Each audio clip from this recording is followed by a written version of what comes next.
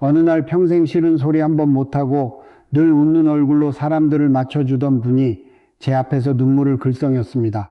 제가 밥도 사고 먼저 연락하고 남들 기분 상할까봐 다 맞춰줬는데 정작 힘들 땐 제 곁에 아무도 없더라고요. 너무 바보같이 살았나 봐요. 그 말이 끝나기도 전에 저는 그분의 마음을 알아버렸습니다. 여러분도 아마 비슷한 경험이 있으실 겁니다. 착하게 살려고 했었는데 어느 순간 사람들 사이에서 내가 고마운 사람이 아니라 편한 사람, 더 정확히는 만만한 사람이 되어 있는 느낌. 그 허무함이 우리를 늦은 밤까지 붙잡아 흔들지요. 인간관계에는 냉혹한 역설이 숨어 있습니다. 내가 관계를 지키려고 칭찬하고 양보하는 순간 상대는 나를 귀한 사람이 아니라 계속 써도 되는 사람으로 분류해버릴 때가 많습니다. 덕이라고 믿었는데 그 배려가 내 인복을 말려버리는 것입니다. 그래서 저는 인간관계를 이렇게 정의하곤 합니다. 사람은 잘해준 만큼 곁에 남는 게 아니라 존중받는 만큼 곁에 남는다. 여기서 말하는 존중은 돈이나 선물 같은 것이 아닙니다. 상대의 마음을 정확히 읽어주는 태도, 그게 존중입니다. 그럼 진짜 인복이 좋은 사람은 무엇이 다를까요? 저는 한 가지 장면에서 그 답을 봅니다. 모임에 가면 꼭 한 명씩 자랑하는 사람이 있습니다. 자식이 직장에 들어갔다, 집값이 올랐다, 사업이 잘 됐다, 건강이 좋아졌다고 말하지요. 그때 우리는 대개 이렇게 반응합니다. 와, 부럽다, 대단하다. 분위기를 맞춘다고 호들갑을 떨고 상대의 기분을 띄워줍니다. 그런데 여러분, 그 순간 상대는 더 신이 납니다. 말이 길어집니다. 자랑이 설명이 되고 설명이 설교가 됩니다. 그리고 우리는 어느새 그 설교에 청중이 되어 앉아 있습니다. 집으로 돌아오는 길에 마음이 묘하게 쓸쓸해집니다. 내가 낮아진 것 같고 내 인생이 초라해진 것 같지요. 왜 그럴까요? 우리가 칭찬한 건 사람이 아니라 결과였기 때문입니다. 결과를 칭찬하면 관계에 높낮이가 생깁니다. 한 사람은 올라가고 다른 한 사람은 내려갑니다. 인복은 그렇게 생기지 않습니다. 제가 들은 이야기 하나를 들려드리겠습니다. 동창 모임에서 한 친구가 아들이 이번에 아파트를 샀다며 자랑을 늘어놓기 시작했습니다. 한 분은 분위기를 맞춘다고 아유 부럽다, 넌 진짜 자식 농사 잘 지었네 하며 계속 맞장구를 쳤습니다. 그러자 친구는 더 어깨에 힘을 주며 이야기를 길게 이어갔고 맞장구 치던 그분은 밤새 자랑을 받아주는 역할이 되어버렸습니다. 반면 다른 분은 달랐습니다. 그분은 호들갑을 떨지 않았습니다. 그저 잔을 채워주며 조용히 웃다가 낮고 따뜻한 목소리로 딱 한마디를 했습니다. 자네 아들이 그냥 혼자 컸겠나. 자네가 그때 밤낮 없이 뛰었잖아. 그거 읽어내느라 참 애썼네. 고생 많았어. 여러분, 그 한마디가 들어가자 놀라운 일이 벌어졌습니다. 한껏 우쭈에 있던 얼굴이 잠깐 내려앉고 눈가가 붉어졌다고 합니다. 그리고 자랑하던 사람이 이렇게 말했지요. 맞아. 나 그때 진짜 죽도록 일했어. 그걸 알아주는 사람은 자네밖에 없네. 차이는 무엇입니까? 부럽다는 말을 들으면 사람은 자존심이 커집니다. 하지만 애썼다는 말을 들으면 마음이 열립니다. 결과를 칭찬하면 우월감이 자라나고 수고를 알아주면 인간미가 깨어납니다. 사람은 겉으로는 자랑을 하지만 속으로는 늘 이런 마음을 품습니다. 나를 좀 알아줬으면, 그 시간을 알아줬으면. 우리 인생의 대부분은 화려한 무대 위가 아니라 아무도 보지 않는 무대 뒤에서 이루어지지 않습니까? 그런데 누군가가 그 뒤를 알아봐주는 순간 사람은 무장해제됩니다. 그때부터 상대는 여러분을 비위를 맞춰준 사람이 아니라 마음을 알아주는 사람으로 대합니다. 인복이 바뀌는 순간입니다. 다산 정약용 선생도 결을 말합니다. 겉으로 드러난 꽃과 열매만 부러워하지 말고 흙 속에서 묵묵히 버틴 뿌리의 수를 헤아리라고요. 공자 또한 남이 나를 알아주지 않음을 근심하기보다 내가 남의 수고를 알아주지 못함을 근심하라고 했습니다. 저는 이 말이 인간관계의 핵심이라고 생각합니다. 귀인은 멀리서 오지 않습니다. 내가 사람을 대하는 태도에서 태어납니다. 내가 사람의 결과만 바라보면 내 곁에는 결과를 자랑하는 사람만 남습니다. 그러나 내가 사람의 수고를 바라보면 내 곁에는 마음을 나눌 사람이 남습니다. 이 차이가 노후의 외로움을 갈라놓습니다. 여러분, 오늘부터 습관을 바꾸십시오. 누군가 자랑을 늘어놓을 때 자동으로 부럽다, 대단하다부터 꺼내지 마십시오. 잠깐만 멈추고 그 사람의 수고를 떠올려 보세요.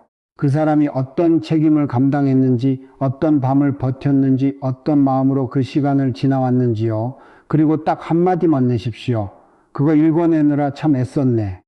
이 짧은 말이 상대의 목을 세우는 자랑을 내려놓게 하고 여러분을 곁에 두고 싶은 사람으로 만들 것입니다.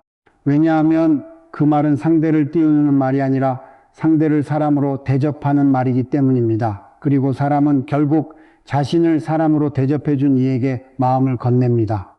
인복은 그렇게 생깁니다. 비위를 맞춘다고 생기지 않습니다. 마음의 깊이를 알아보는 눈에서 생깁니다. 사람이 사람을 붙잡으려 할 때 가장 먼저 하는 행동이 무엇인지 아십니까? 말로는 가깝게 지내고 싶다고 하지만 몸이 먼저 반응하는 경우가 많습니다. 지갑을 먼저 여는 겁니다.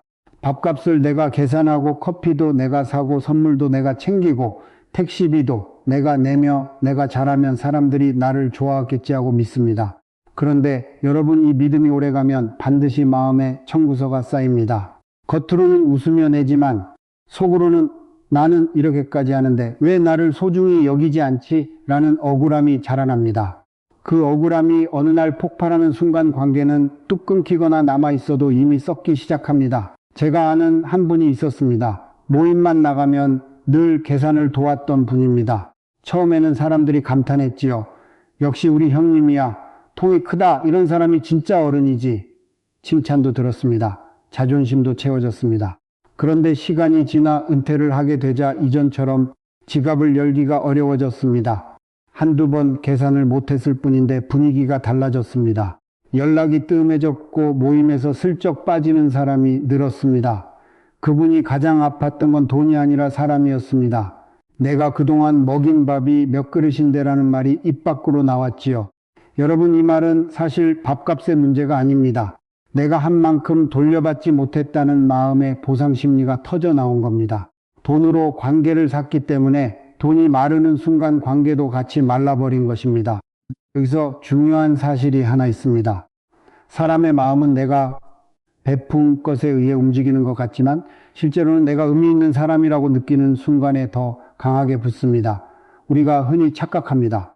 내가 상대에게 호의를 베풀면 상대도 나를 좋아할 거라고요. 하지만 인간의 심리는 종종 정반대로 작동합니다. 내가 잘해준 사람보다 내가 도움을 준 사람이 아니라 내가 도움을 줄 수 있었던 사람, 다시 말해 내가 쓰임새 있는 사람으로 느껴지는 관계에 더 애착이 생깁니다. 그래서 아이러니하게도 내가 계속 계산을 하면 상대는 고마움보다 당연함을 배우고 관계는 호의가 아니라 권리처럼 굳어버립니다.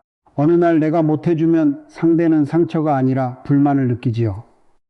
왜 오늘은 안 하지? 이렇게 됩니다. 그런데 여러분 진짜 인복이 좋은 사람은 지갑으로 관계를 만들지 않습니다. 그들은 아주 지혜로운 방식으로 상대의 마음을 붙잡습니다. 방법은 의외로 간단합니다. 기꺼이 작은 빚을 지는 것입니다. 여기서 말하는 빚은 돈이 아닙니다. 부탁입니다. 작은 부탁, 부담 없는 부탁, 그러나 상대의 능력을 인정하는 부탁입니다. 예를 들어 요리를 잘하는 사람에게 이렇게 말하는 겁니다. 자네가 담근 깍두기가 참 맛있던데 나도 집에서 해먹고 싶네. 비법을 좀 알려줄 수 있겠나? 식물을 잘 키우는 사람에게는 이렇게 말합니다. 우리 집 난초가 자꾸 시드는데 자네가 원인 좀 봐주게. 옷을 단정하게 입는 사람에게는 자네는 어쩜 그렇게 깔끔하게 입나? 나도 다음에 옷 살 때 조언 좀 해주게. 여러분 이 말들은 상대를 이용하는 말이 아닙니다. 상대에게 당신은 능력이 있는 사람이라고 인정해주는 말입니다. 인정은 마음을 일으킵니다. 그 순간 상대는 내가 돕는 사람이 아니라 나를 알아봐주는 사람으로 여러분을 기억합니다. 심리학에서는 이런 현상을 흔히 벤저민 프랭클린 효과로 설명합니다. 사람은 자신이 도움을 준 대상에게 오히려 더 호감을 느끼는 경향이 있다는 것이지요. 왜냐하면 마음속에서 이런 논리가 작동하기 때문입니다. 내가 이 사람을 돕는 건 이 사람이 나에게 의미 있는 사람이기 때문일 거야. 인간은 자신의 행동을 정당화하며 감정을 맞추려 합니다. 그래서 내가 도움을 주고 나면 그 사람을 더 좋은 사람으로 보려는 마음이 생기는 겁니다. 여러분 이것이 관계의 핵심입니다. 돈으로 얻는 호감은 지갑이 닫히는 순간 끝납니다. 그러나 상대의 능력을 존중하며 작은 부탁을 건네는 관계는 돈 한 푼 쓰지 않고도 마음을 단단히 묶습니다. 그리고 이 묶임은 종종 오래갑니다.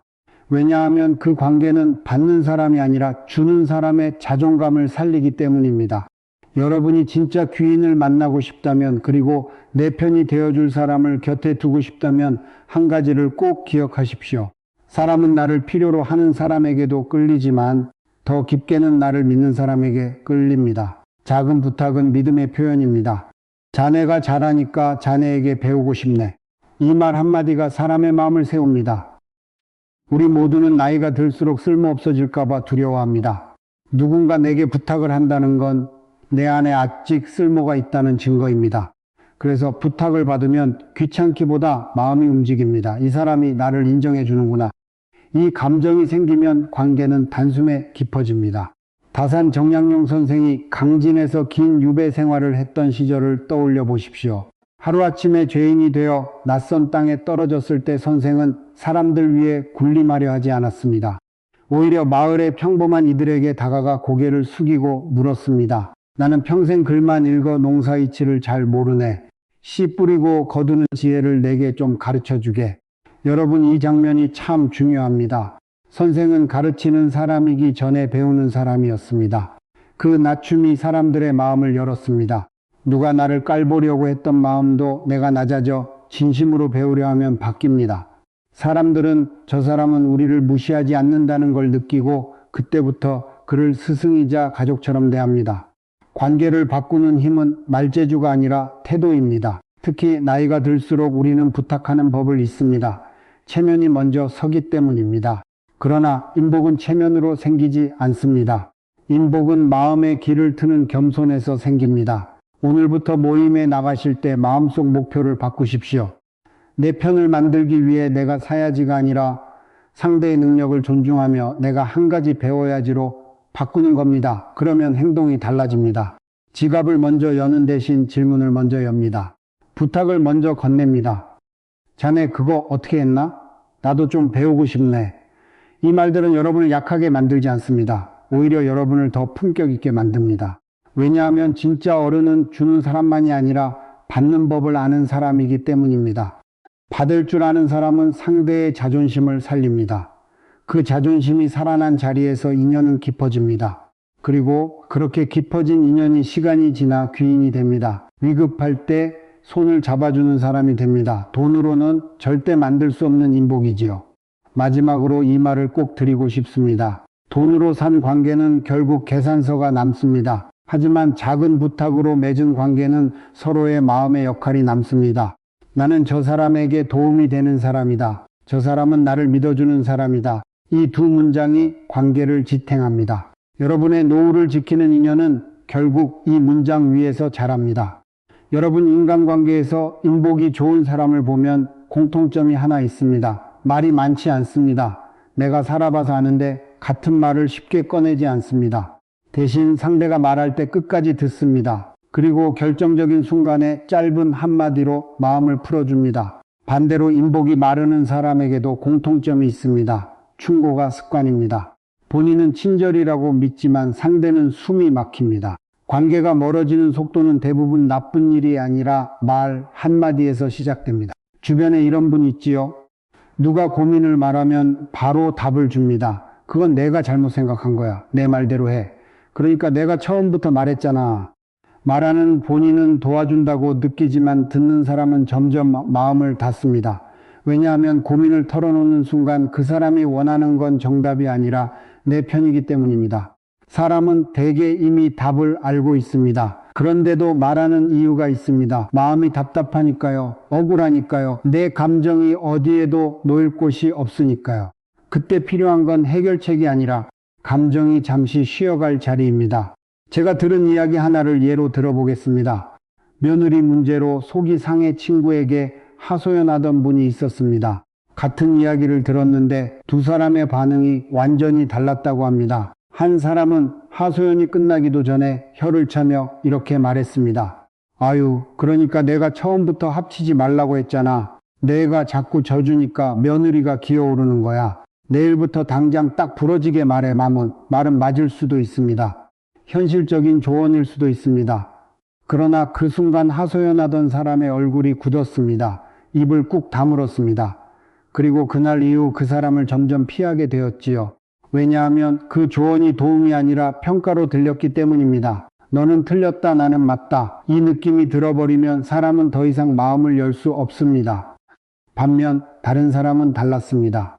해결책을 주지 않았습니다. 고개를 끄덕이며 손을 토닥이고 이렇게 말했을 뿐입니다. 아유, 혼자서 얼마나 속이 상했어. 다 내 마음 같지 않지. 살다 보면 그럴 수 있어. 많이 힘들었겠네. 여러분, 이 한마디가 얼마나 큰 힘인지 아십니까? 하소연하던 사람은 그 말에 참았던 눈물을 쏟아냈습니다. 그리고 마음속으로 이렇게 느끼게 됩니다. 이 사람은 내 편이다. 이 사람 앞에서는 내가 약해도 괜찮다. 그 순간부터 관계는 한 단계 깊어집니다. 인복이란 결국 이런 순간에 만들어집니다. 심리학적으로도 설명이 가능합니다. 섣부른 충고는 종종 통제 욕구의 다른 이름입니다. 우리는 상대가 힘들어하는 모습을 보면 불편합니다. 그래서 그 불편함을 빨리 없애기 위해 해결부터 하려고 합니다. 그런데 문제는 그 해결이 상대를 위한 것이 아니라 나를 위한 것이 될 때가 많다는 겁니다. 내가 문제를 고쳐줬다는 만족을 얻고 싶은 마음, 나는 똑똑하고 경험이 있다는 우월감을 확인하고 싶은 마음이 섞입니다. 그래서 충고를 하는 사람 주변에는 진짜로 마음을 나눌 사람이 잘 남지 않습니다. 사람은 상담소가 아니라 관계 속에서 쉬고 싶기 때문입니다. 다산 정약용 선생도 남을 가르치려 드는 오만함을 경계했습니다. 저는 그 뜻을 이렇게 풀어 말하고 싶습니다. 어른의 품격은 정답이 아니라 여백에서 나온다. 상대의 인생을 내 경험으로 고치려 들지 않고 그저 옆에 앉아주는 여백, 그 여백이 사람을 살립니다. 말로 상대를 설득하는 것이 아니라 태도로 상대의 감정을 받아들이는 것입니다. 여러분, 여기서 아주 실질적인 기술이 하나 있습니다. 충고를 미루는 습관입니다. 누군가가 하소연을 시작하면 입술 끝에 이런 말이 올라옵니다. 내가 말했잖아. 그러니까 너는 이렇게 해봐. 그 순간 속도를 늦추십시오. 그리고 마음속으로 한 번만 물어보세요. 지금 저 사람이 원하는 게 정답일까? 내 편일까? 대부분은 내 편입니다. 그럴 때는 말이 길 필요가 없습니다. 오히려 짧을수록 좋습니다. 판단이 들어갈수록 나빠집니다. 따뜻한 한마디면 충분합니다.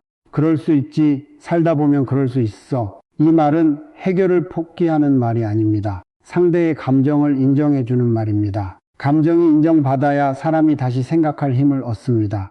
인정받지 못한 감정은 독이 되어 관계를 망칩니다. 그리고 또 하나 중요한 점이 있습니다. 그럴 수 있지는 상대의 잘못을 정당화하는 말이 아닙니다. 우리가 흔히 오해합니다. 위로하면 버릇이 된다. 공감하면 더 약해진다. 아닙니다. 공감은 약해지는 게 아니라 숨이 트이는 것입니다. 숨이 트여야 사람이 다시 서고 다시 선택할 수 있습니다. 숨도 못 쉬게 만들고 당장 바꾸라고 하면 그 사람은 더 움츠러듭니다. 그러면 관계도 같이 움츠러듭니다. 여러분이 귀인을 얻고 싶다면 누군가의 고민을 들을 때 교정자가 되지 마십시오. 판사도 되지 마십시오.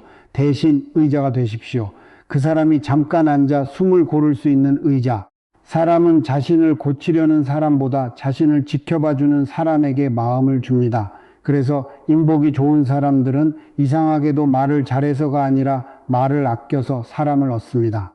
그들은 상대의 이야기에 끼어들지 않습니다. 상대 인생을 대신 운전하지 않습니다. 다만 옆좌석에서 안전벨트를 채워주듯 짧고 따뜻한 말로 지켜줍니다. 오늘부터 실천해 보십시오.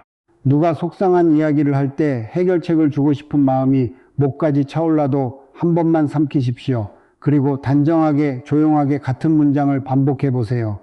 그럴 수 있지. 살다 보면 그럴 수 있어. 이 한마디가 여러분을 피곤한 충고자가 아니라 편안한 내 편으로 만들어줄 것입니다. 그리고 사람들은 결국 편안함이 있는 곳으로 모여듭니다. 억지로 끌어당기는 게 아니라 스스로 걸어 들어옵니다. 그게 인복입니다. 여러분, 사람을 오래 만나보면 아주 흥미로운 장면을 자주 보게 됩니다. 어떤 사람은 겉으로는 완벽해 보이는데 이상하게도 곁에 남는 사람이 없습니다. 반대로 어떤 사람은 허술해 보이는데도 사람들이 그 사람 곁에 오래 머뭅니다. 저는 이 차이가 능력에서 나오지 않는다고 생각합니다. 능력은 비슷할 수 있습니다. 차이는 딱 하나, 빈틈을 다루는 방식에서 나옵니다. 인복이 좋은 사람은 완벽한 척을 하지 않습니다. 대신 자기 상처를 현재형으로 징징대지 않고 과거 완료형으로 담담하게 보여줍니다. 이것이 사람을 끌어당기는 묘한 힘이 됩니다. 여러분 주변에도 이런 분이 있을 겁니다. 모임에만 가면 머리끝부터 발끝까지 빈틈이 없습니다. 말투도 흠잡을 데 없고 옷차림도 늘 반듯하고 자기 이야기를 할 때도 약점을 절대 꺼내지 않습니다. 항상 이런 식이지요. 나는 원래 운이 좋았어. 우리 애는 날 닮아서 원래 머리가 좋아. 나는 원래 사람 보는 눈이 있어. 겉으로 듣기엔 대단해 보입니다. 그런데 이상하게 그 사람 곁엔 속 깊은 친구가 남지 않습니다. 사람들은 겉으로는 웃으며 맞춰주지만 돌아서면 이렇게 말합니다. 혼자 잘났네, 숨 막힌다. 왜 이런 일이 생길까요? 완벽함은 존경을 만들기도 하지만 동시에 경계심을 만듭니다. 특히 우리 나이쯤 되면 사람들은 더 빨리 느낍니다. 저 사람은 나를 평가할 것 같다. 저 사람 앞에서는 내가 부족해 보일 것 같다. 이런 느낌이 들면 마음은 자동으로 거리를 둡니다. 반대로 어떤 사람은 조금 투박하고 소탈해 보이는데도 사람들이 그 곁에 편하게 앉습니다. 예를 들면 이런 식입니다. 옛날에 반지하 단칸방 살 때 연탄불 꺼져서 겨울에 얼어 죽을 뻔했잖아. 그러면서 국밥을 후루룩 먹고 웃습니다. 과거의 고생을 숨기지 않습니다. 그런데 그 말이 이상하게 자랑처럼 들리지 않습니다. 오히려 인간미가 느껴집니다. 듣는 사람도 마음이 풀립니다. 그리고 신기하게도 그 자리에서 다른 사람들도 자기 이야기를 꺼내기 시작합니다. 맞아, 나도 그때 수제비만 먹고 버텼지. 나도 장사 망하고 한동안 죽고 싶었어. 여러분, 이게 중요한 장면입니다. 한 사람의 담담한 고백이 다른 사람들의 마음을 열어줍니다. 관계가 깊어지는 순간입니다. 심리학에서는 이것을 취약성의 힘이라고 부르기도 합니다. 사람은 상대가 너무 완벽해 보이면 무의식적으로 불안해집니다. 비교가 시작되고 열등감이 올라오고 그러면 마음은 방어를 합니다. 그런데 상대가 자신의 약점이나 상처를 드러내면 그 빈틈 사이로 이런 감정이 스며듭니다. 아, 저 사람도 나처럼 아파봤구나. 나만 힘든 게 아니었네. 동질감이 생기고 긴장이 풀립니다. 그래서 사람은 완벽한 사람에게 끌리기보다 같은 인간으로 느껴지는 사람에게 마음을 줍니다. 하지만 여러분, 여기서 아주 중요한 경계선이 하나 있습니다. 상처를 드러내는 것이 인복을 부르긴 하지만 잘못하면 인복을 오히려 말려버립니다. 무엇이 다를까요? 바로 상처의 시제입니다. 상처를 드러내되 현재 진행형으로 드러내면 관계는 피곤해집니다. 나 지금 너무 힘들어. 난 왜 이렇게 불행하지? 세상은 나한테 왜 이럴까? 이런 말이 반복되면 상대는 처음엔 위로하다가도 점점 지칩니다. 왜냐하면 그 말은 상대에게 감정 노동을 요구하기 때문입니다. 결국 사람은 마음이 무거워져 거리를 둡니다. 반면 상처를 과거 완료형으로 이야기하면 그것은 징징거림이 아니라 서사가 됩니다. 예전엔 정말 힘들었지. 그때는 내가 많이 부족했어. 그래도 지나고 보니 다 의미가 있더라. 이런 말은 현재 불행을 쏟아내는 게 아니라 지나온 시간을 정리한 말입니다. 그래서 듣는 사람은 부담이 아니라 존경을 느낍니다. 아, 저 사람은 겪었지만 무너지지 않았구나. 이런 인식이 생기면 관계는 더 깊어집니다. 여러분이 누군가에게 귀인으로 남고 싶다면 이 차이를 꼭 기억하셔야 합니다. 다산 정약용 선생도 인생에서 가장 큰 상처를 숨기지 않았습니다. 오히려 그 상처 속에서 학문을 길어 올리고 그것을 자신의 훈장처럼 남겼지요. 상처가 없어서 어른이 되는 것이 아니라 상처를 다스려 남을 품을 줄 알 때 어른이 됩니다. 저는 이 말이 노후 인간관계에서 특히 중요하다고 생각합니다. 나이가 들수록 우리는 자꾸 좋아 보이려는 마음이 커집니다. 남들 앞에서 초라해 보이기 싫어서 더 단단한 척하고 더 여유 있는 척하고 더 성공한 척하려 합니다. 그런데 그 포장이 두꺼워질수록 내 마음은 고립됩니다. 사람들은 가까이 오기 어렵고 들어올 문이 없어집니다. 그래서 저는 이렇게 권합니다. 완벽한 척을 내려놓으십시오. 대신 품격 있는 빈틈을 가지십시오.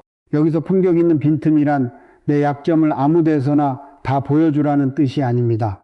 내 인생의 고비를 지나온 사람만이 할 수 있는 방식으로 담담하게 한 줄만 꺼내는 것입니다. 자랑할 때가 아니라 자연스러운 순간이에요. 누군가가 여러분을 칭찬하거나 부러워할 때도 마찬가지입니다. 그때 나 같은 게 뭘 하며 자기 비하로 빠지지도 말고 원래 내가 그렇지 하며 잘난 척으로 서지도 마십시오. 대신 이렇게 말해 보십시오. 운이 좋았지. 그리고 한마디를 더 붙일 수 있다면 이 정도면 충분합니다. 나도 예전엔 참 지독하게 고생한 때가 있었어. 지금 생각하면 다 배움이더라. 여러분, 이 말이 왜 힘이 있을까요? 이 말은 상대에게 두 가지 메시지를 동시에 줍니다. 첫째, 나는 교만하지 않다. 둘째, 나는 버텨본 사람이다. 교만하지 않으면서도 가볍지 않은 사람, 이 조합이 사람을 끌어당깁니다. 귀인이 생기는 자리입니다. 오늘부터 여러분 모임에서 완벽한 성벽을 쌓지 마십시오. 완벽해 보이기 위해 쌓아 올린 성벽은 결국 내 마음을 가두는 감옥이 됩니다. 사람을 끌어당기는 것은 번쩍이는 성공이 아니라 담담한 생의 온도입니다. 내가 살아온 고비를 과거 완료형으로 정리해 말할 수 있을 때 사람들은 여러분을 편하게 느끼면서도 깊이 존중합니다. 그 존중이 쌓이면 인복이 바뀝니다. 귀인이 줄을 서는 관계는 화려함에서 나오지 않습니다. 따뜻한 담담함에서 나옵니다. 여러분, 나이가 들수록 인간관계에서 가장 어려운 순간이 언제인지 아십니까? 싸우는 순간이 아닙니다. 배신당하는 순간만도 아닙니다. 오히려 아무 일도 일어나지 않은 것처럼 보이는데 어느 날부터 연락이 뜸해지고 만남을 피하고 눈빛이 달라지는 순간입니다. 분명히 예전엔 가까웠는데 라는 생각이 드는 그때 마음이 가장 흔들립니다. 사람은 그럴 때 본능적으로 두 가지 선택을 합니다. 하나는 매달리는 것, 다른 하나는 냉소하는 것입니다. 그런데 인복이 좋은 사람은 이 둘을 하지 않습니다. 그들은 세 번째 길을 택합니다. 관계의 유통기한을 인정하고 우아하게 보내는 것입니다. 오랜 친구가 갑자기 거리를 두기 시작하면 마음이 서운하지 않을 수 없습니다. 특히 우리가 정을 많이 준 관계일수록 더 그렇습니다. 웃었던 시간이 있고 서로에게 쏟은 정성이 있으니까요. 그래서 사람은 쉽게 이런 생각을 합니다. 내가 저 사람한테 얼마나 했는데, 내가 그때 도와줬는데. 여러분, 이 생각 자체가 나쁘다는 뜻이 아닙니다. 자연스러운 마음입니다. 문제는 그 마음이 곧바로 행동으로 튀어나올 때입니다. 서운함을 견디지 못해 전화를 걸고 따지듯 묻습니다. 너 요즘 왜 나 피해? 내가 뭐 잘못한 거 있니? 이렇게 말하는 순간 관계는 보통 더 멀어집니다. 왜냐하면 그 질문에는 사실 궁금함이 아니라 압박이 들어있기 때문입니다. 상대는 숨이 막힙니다. 그리고 그 숨 막힘은 변명과 회피를 낳습니다. 그렇게 되면 남아있던 좋은 기억까지 함께 상처를 입습니다. 제가 들은 사례가 있습니다. 60대 중반의 어떤 분이 오랜 친구의 연락이 뜸해진 것을 느끼고 잠이 오지 않았습니다. 내가 저 친구 시어머니 상 치를 때 며칠 밤을 새워 도와줬는데 어떻게 나한테 이럴 수 있지? 마음속 배신감이 커졌습니다. 결국 전화를 걸어 따지듯 말했습니다. 너 요즘 왜 나를 피하니? 친구는 곤란한 기색으로 변명만 늘어놓았고 그 통화 이후 관계는 완전히 어색해졌습니다. 남은 건 상처와 원망뿐이었습니다. 여러분, 우리가 관계를 붙잡으려 한 행동이 오히려 마지막 끈까지 끊어버린 겁니다. 반면 비슷한 상황에서 전혀 다른 선택을 한 분도 있었습니다. 매일같이 함께 등산하던 친구가 어느 순간부터 다른 모임에 나가며 거리를 두기 시작했습니다. 그분도 섭섭했습니다. 그러나 그분은 따지지 않았습니다. 억지로 이유를 캐지 않았습니다. 벤치에 앉아 잠깐 생각하더니 속으로 이렇게 말했습니다. 그래, 우리가 함께 땀 흘리고 웃었던 그 시간이 참 좋았지. 이제는 서로 다른 인연을 만날 때가 되었나 보다. 그동안 고마웠어. 그리고 억지로 빈자리를 채우려 하지 않았습니다. 새로운 사람을 급히 붙잡지도 않았습니다. 그저 자기의 일상을 단단히 지키며 조용히 흘려보냈습니다. 신기하게도 시간이 지나자 그분의 그 여유와 넉넉함을 알아본 사람들이 자연스럽게 다가왔다고 합니다. 여러분, 인복이란 종종 이렇게 옵니다. 붙잡아서가 아니라 놓아줄 줄 아는 품격을 보고 들어옵니다. 법정 스님의 말이 떠오릅니다. 가는 사람 잡지 말고 오는 사람 막지 마라. 이 말은 체념이 아닙니다. 관계를 함부로 포기하라는 말도 아닙니다. 이 말은 결국 자유에 대한 가르침입니다. 사람은 내 소유가 아닙니다. 인연은 계약서가 아닙니다. 흐르는 강물처럼 오고 가는 것입니다. 그런데 우리는 종종 내가 쏟은 시간과 정성이 아까워서 떠나는 사람을 붙잡습니다. 심리학에서는 이것을 매몰 비용 오류라고 부르기도 합니다. 이미 투자한 것이 아까워 더 큰 손실을 감수하는 심리입니다. 관계에서도 똑같습니다. 여기까지 왔는데라는 마음 때문에 끝난 관계를 억지로 끌고 갑니다. 하지만 여러분, 억지로 끌고 가는 관계는 대부분 정이 아니라 짐이 됩니다. 그리고 그 짐을 들고 있는 동안 새로운 귀인이 들어올 공간이 없습니다.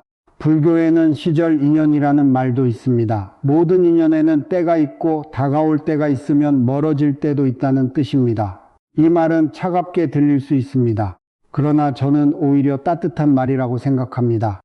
관계가 멀어지는 것을 내가 부족해서 라고만 해석하지 않게 해주기 때문입니다. 어떤 인연은 끝나야 새로운 인연이 시작됩니다. 어떤 인연은 멀어져야 내가 숨을 돌립니다. 특히 노후에는 더 그렇습니다. 에너지가 한정되어 있기 때문입니다. 남은 시간을 누구에게 쓰느냐가 삶의 질을 결정합니다. 떠나는 사람에게 계속 내 마음을 쏟으면 결국 남는 건 허기뿐입니다. 그래서 오늘 제가 드리고 싶은 실천은 하나입니다. 떠나는 인연이 보일 때 비위를 맞추며 붙잡지 마십시오. 대신 마음속으로 딱 한마디를 해주십시오. 그동안 내 인생의 한 시절을 함께 해줘서 고마웠다. 그리고 조용히 덧붙이십시오. 잘 가시게. 이 말은 상대에게 들리라고 하는 말이 아닙니다. 내 마음을 정리하기 위한 말입니다. 우리가 가장 힘든 것은 사람이 떠나서가 아니라 떠난 사람을 내 마음에서 내보내지 못해서입니다. 마음속 문을 닫지 못하니 바람이 계속 들어오고 밤마다 흔들리는 겁니다. 여러분, 관계를 보내줄 줄 아는 사람은 초라해지지 않습니다. 오히려 품격이 생깁니다. 왜냐하면 붙잡는 손은 비굴해 보일 수 있지만 보내는 손은 넉넉해 보이기 때문입니다. 그 넉넉함을 보고 사람들이 다가옵니다. 진짜 귀인은 매달리는 사람보다 자기 삶을 지키는 사람 곁에 머뭅니다. 자기 삶을 지키는 사람은 타인의 눈치로 움직이지 않습니다. 그래서 함께 있어도 편안합니다. 편안함이 인복을 부릅니다. 오늘부터 기억하십시오. 떠나는 인연은 억지로 붙잡을수록 더 빨리 떠납니다. 하지만 우아하게 보내주면 그 관계는 적어도 추억으로 남습니다. 추억으로 남는 관계는 내 삶을 망치지 않습니다. 반대로 싸움과 원망으로 끝난 관계는 내 삶을 계속 갉아먹습니다. 노후를 지키는 것은 돈만이 아닙니다. 마음의 평안입니다. 평안을 지키려면 붙잡는 기술이 아니라 보내는 품격이 필요합니다. 그 품격이 바로 인복의 바탕이 됩니다. 명절 자리나 가족 모임 혹은 오랜만에 만난 후배들과의 자리에서 관계가 갑자기 서늘해지는 순간이 있습니다. 분위기가 무너진 것도 아닌데 대화가 짧아지고 시선이 피하고 사람들의 몸이 조금씩 뒤로 물러나는 순간입니다. 그 원인은 되게 큰 사건이 아니라 한 문장에서 시작됩니다. 내가 살아봐서 아는데. 여러분, 이 말은 겉으로는 경험의 나눔처럼 보이지만 상대의 귀에는 종종 이렇게 들립니다. 내 방식이 정답이니 너는 따라와. 의도가 어떻든 결과적으로는 상대의 숨통을 조이는 말이 됩니다. 제가 아는 한 분은 늘 자녀나 후배를 아끼는 마음으로 조언을 아끼지 않았습니다. 집은 무조건 대출을 껴서라도 사야 해. 교육은 그렇게 시키는 게 아니야. 그건 내가 세상을 몰라서 그래.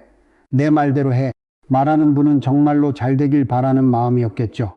그런데 이상하게도 시간이 갈수록 자녀들은 명절을 부담스러워했고 대화는 점점 짧아졌습니다. 밥 먹었어? 응. 일은 어때? 그냥. 이렇게만 남습니다. 왜 그럴까요? 사람은 조언을 들을 준비가 안 된 상태에서 조언을 받으면 그 조언을 선물이 아니라 평가로 받아들입니다. 넌 아직 부족하다라는 메시지로 들리는 겁니다. 그러면 마음이 다칩니다.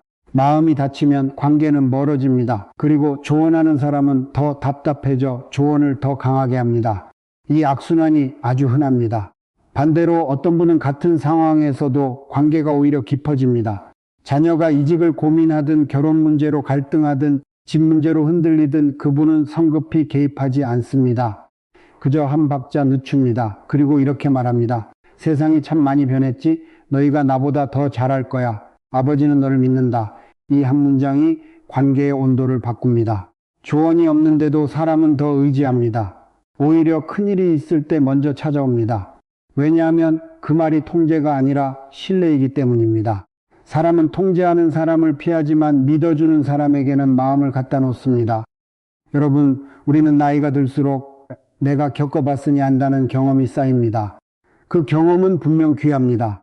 그러나 경험이 칼이 되면 관계를 베어버립니다. 내가 살아봐서 아는 데는 상대의 선택을 빼앗는 말이 되기 쉽습니다. 특히 자녀에게는 더 그렇습니다.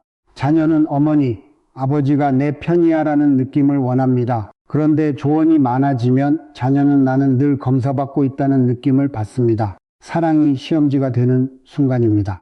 그때부터는 좋은 말도 귀에 들어오지 않습니다. 심리학적으로도 비슷한 설명이 가능합니다. 누군가의 인생을 고쳐주고 싶은 마음은 종종 불안해서 시작됩니다. 자녀가 실패할까봐 불안하고 그래서 빨리 정답을 쥐어주고 싶습니다. 그런데 정답을 쥐어주는 순간 상대는 자기 삶을 스스로 운전하는 감각을 잃습니다. 그렇게 되면 관계는 더 의존적이거나 더 반항적이 됩니다. 둘 다 건강하지 않습니다. 건강한 관계는 내가 너의 삶을 대신 결정하지 않는다는 선을 지킬 때 유지됩니다. 저는 인간관계에서 어른의 역할을 이렇게 정리하고 싶습니다. 어른은 방향을 강요하는 사람이 아니라 넘어져도 다시 일어날 수 있게 바닥을 단단하게 해주는 사람입니다. 바닥이 단단하면 사람은 자기 힘으로 걷습니다. 그런데 어른이 방향을 정해버리면 사람은 결국 두 가지 중 하나를 택합니다. 겉으로는 순종하고 속으로는 원망하거나 겉으로는 반항하고 속으로는 죄책감을 품습니다. 둘 다 관계를 병들게 합니다. 그래서 오늘부터는 조언의 형태를 바꾸십시오. 조언을 하고 싶을수록 먼저 해야 할 것은 조언이 아니라 허락을 구하는 것입니다. 내가 한마디 해도 될까? 이 말 한마디만으로도 상대의 마음은 훨씬 덜 방어적이 됩니다. 그리고 조언을 할 때도 결론부터 던지지 마십시오. 질문부터 하십시오. 너는 지금 무엇이 제일 걱정이니? 내가 진짜 원하는 건 뭐니? 질문은 상대를 일으켜 세우고 결론은 상대를 눌러버립니다. 특히 자녀에게는 질문이 사랑이고 결론은 잔소리로 들리기 쉽습니다. 또 하나, 내 경험을 말할 때도 조심할 것이 있습니다. 내 경험을 정답으로 제시하지 말고 가능한 하나의 길로만 내어놓으십시오. 이렇게 말하는 겁니다. 내가 살아보니 이런 일도 있더라. 너의 상황이 있으니 내 판단이 제일 중요하다. 이 말은 경험을 나누면서도 상대 주도권을 지켜줍니다. 주도권이 지켜질 때 사람은 관계 안에서 숨을 쉽니다. 숨이 쉬어져야 마음이 옵니다. 여러분이 자녀나 후배에게 진짜 존경받는 어른이 되고 싶다면 딱 한 가지 문장을 바꾸시면 됩니다. 살아봐서 아는데 대신 이렇게 말해 보십시오. 요즘은 세상이 빠르게 달라져서 내가 나보다 더 잘할 거야. 나는 내 편이고 내가 결정한 것을 존중할게. 이 말은 포기 선언이 아닙니다. 방임도 아닙니다. 가장 강한 지지입니다. 상대에게 나는 너를 믿는다는 메시지를 주는 겁니다. 믿음은 사람의 어깨를 세웁니다. 어깨가 서야 사람은 자기 삶을 제대로 걷습니다. 이 지점에서 많은 분들이 두려워합니다. 그렇게 두면 아이가 잘못된 선택을 하면 어떡하나? 여러분, 완벽한 선택만 하며 사는 인생은 없습니다. 중요한 것은 선택의 결과가 아니라 결과를 감당할 힘입니다. 그리고 그 힘은 대개로 길러지지 않습니다. 존중과 신뢰 속에서 길러집니다. 실패해도 돌아올 수 있는 집, 흔들려도 말할 수 있는 부모, 그게 노후에도 서로를 지키는 관계의 기반이 됩니다. 오늘부터 모임에서 가족에게, 후배에게 말이 목구멍까지 차오를 때가 있을 겁니다. 그때 스스로에게 이렇게 한 번만 물어보십시오. 지금 내가 하고 싶은 말은 도움이 될까, 통제가 될까? 그리고 통제가 섞여 있다고 느껴지면 한 박자 멈추십시오. 대신 손을 내밀 듯 이렇게 말해 보십시오. 내가 더 잘할 거야. 나는 내 편이야. 사람은 그 말 한마디를 오래 기억합니다. 관계는 그 한마디 위에서 다시 따뜻해집니다. 여러분, 인복이 끊기는 말은 꼭 공격적인 말만이 아닙니다. 오히려 가장 조용하고 습관적인 말이 사람을 멀어지게 합니다. 그중 하나가 무엇인지 아십니까? 습관적 자기 비하입니다. 아유, 나 같은 늙은이가 내가 뭘 할 수 있겠어? 에이, 내 팔자가 그렇지 뭐. 이런 말은 겸손처럼 들릴 수 있습니다. 하지만 관계에서는 겸손이 아니라 자기 평가의 선언으로 들립니다. 그리고 사람은 그 선언을 그대로 받아들입니다. 내가 나를 낮추면 남도 나를 낮춥니다. 이건 성격의 문제가 아니라 심리의 구조입니다. 어떤 분은 칭찬을 받기만 하면 자동으로 자신을 깎아내립니다. 누가 오늘 얼굴 좋아 보이세요 하면 아유, 늙어서 다 쭈글쭈글해요. 누가 말씀 참 따뜻하세요 하면 내가 뭘 알아요. 그냥 살다 보니 그렇지. 누가 요즘도 참 부지런하세요 하면 에이, 이 나이에 뭐가 부지런해요. 할 줄 아는 것도 없는데. 여러분,